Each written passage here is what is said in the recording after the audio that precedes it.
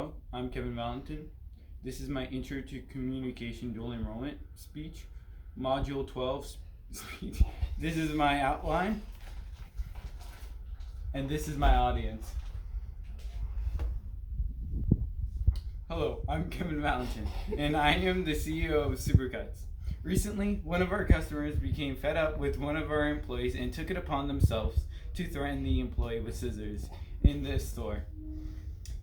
Generally, our employees at Supercut are very aware of their equipment, but minor slip-ups like this causes our company to get noticed by the public and not in a good way. To avert this crisis, I am here to announce that we are drafting a very serious company-wide policy about safety, especially regarding making equipment less accessible to the customer.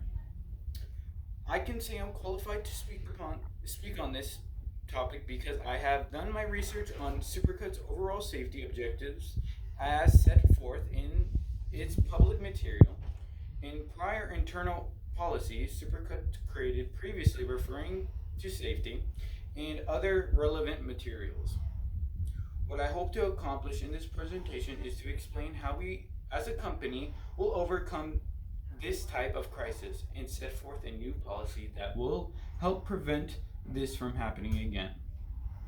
Continuing, I'll be going over the three main topics like what policies I think, if implemented, would help resolve the safety issue, how we were able to communicate this policy to the whole company, and what changes we will see after implementing this policy.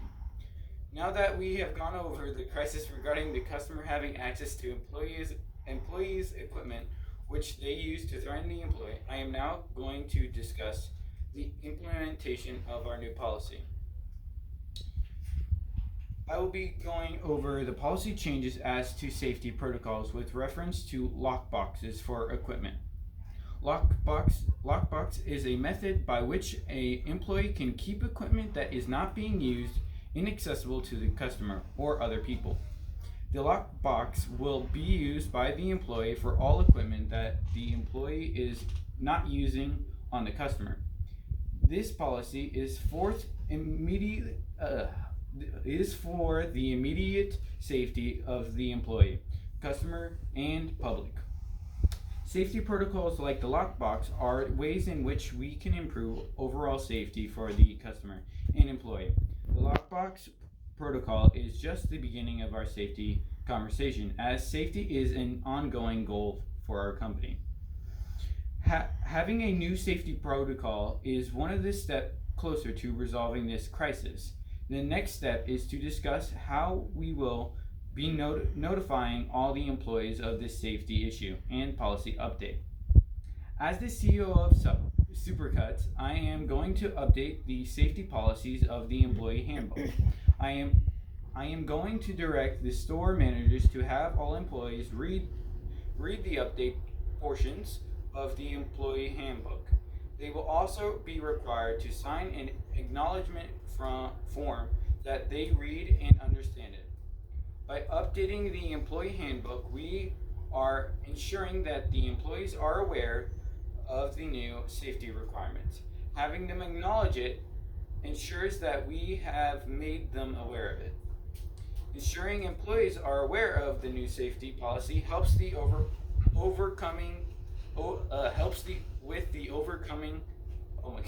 with overcoming this crisis because it resolves the future safety issue.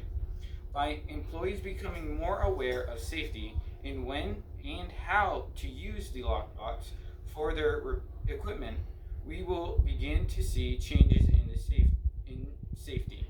Keeping an open mind as to safety and having a continuous conversation about safety with management is also key to continuous improvement to safety. Changes will occur when employees become aware of new policies regarding safety, especially as the lockbox. Although the lockbox protocol is a beginning to a change, it is not an end.